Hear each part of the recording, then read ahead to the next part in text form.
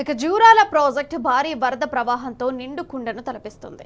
ఎగువన కురుస్తున్న వర్షాలతో ప్రాజెక్టు 74,000 క్యూసెక్కుల వరద ప్రాజెక్టులోకి వచ్చి చేరుతుంది.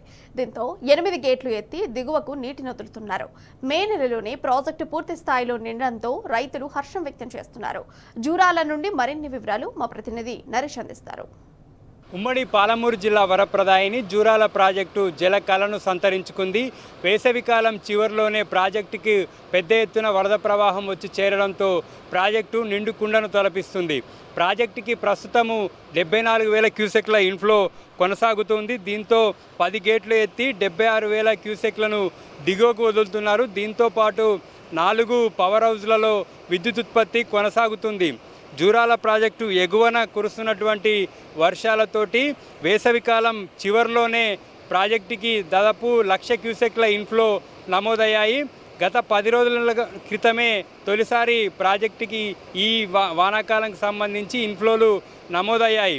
నిన్న ప్రాజెక్టుకి ఇన్ఫ్లో భారీగా పెరిగింది. 40,000 క్యూసెక్ల నుంచి దాదాపుగా 1,00,000 క్యూసెక్ల వరకు ఇన్ఫ్లోలు నమోదవుతున్నాయి.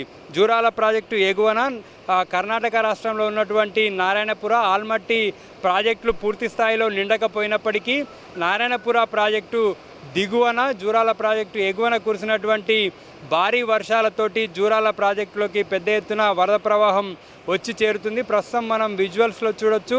కృష్ణమ్మ పరవళ్ళు తొక్కుతూ శ్రీశైలం వైపు పరుగులు తీస్తుంది. ప్రాజెక్టు చరిత్రలో గతంలో ఎప్పుడూ లేనటువంటి విధంగా మే 29వ తేదీనే ప్రాజెక్టులు గేట్లను ఎత్తడం జరిగింది. ఎప్పుడు కూడా జూన్ చివరి నాటికి జూలైలో మాత్రమే జూరాల ప్రాజెక్టు గేట్లు ఎత్తుతారు. ఎగువన ఉన్నటువంటి ప్రాజెక్టులు నారాయణపుర, ఆల్మట్టి ప్రాజెక్టులు నిండిన తర్వాత జూరాలకు వరద నీరు వచ్చి చేరుతుంది.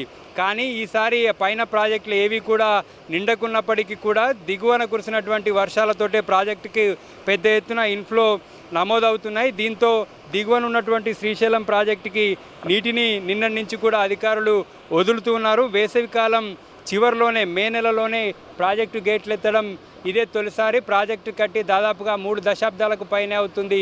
తొలిసారిగా మే నెలలోనే గేట్లెత్తి దిగువకు నీటిని వదులుతున్నారు. ప్రాజెక్టు మీద ఆధారపడి ఉన్నటువంటి లిఫ్ట్లకు సంబంధించి నెట్టెంపాడు లిఫ్ట్ను ఒక్కదానిని ప్రారంభించడం జరిగింది. ఆ ఆయకట్టు రైతులకు సాగునీరు అందించేందుకు నెట్టెంపాడు లిఫ్ట్ను మోటార్లు ఆన్ చేసి ఎత్తిపోతలను ప్రారంభించారు.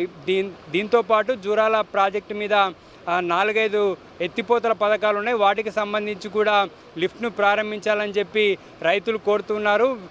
వర్షాకాలంకు సంబంధించి చాలా తొందరగా ప్రాజెక్టులోకి నీరు వచ్చి చేయడంతో రైతులంతా కూడా హర్షం వ్యక్తం చేస్తున్నారు. జూరాల ప్రాజెక్టు గేట్లు ఎత్తడంతో నదీ పరివాహక ప్రాంత ప్రజలంతా కూడా అప్రమత్తంగా ఉండాలని ఇప్పటికే అధికారులు హెచ్చరికలు జారీ చేశారు. నారాయణపేట, వనపర్తి, గద్వాల, నాగర్ కర్నూలు జిల్లాల పరిధిలో కృష్ణానది ప్రవహిస్తుంది. ఈ పరివాహక ప్రాంత ప్రజలంతా కూడా అప్రమత్తంగా ఉండాలని అధికారులు సూచిస్తున్నారు. వీడియో శంకర్తో నరేష్, టీ న్యూస్, జూరాల నుంచి.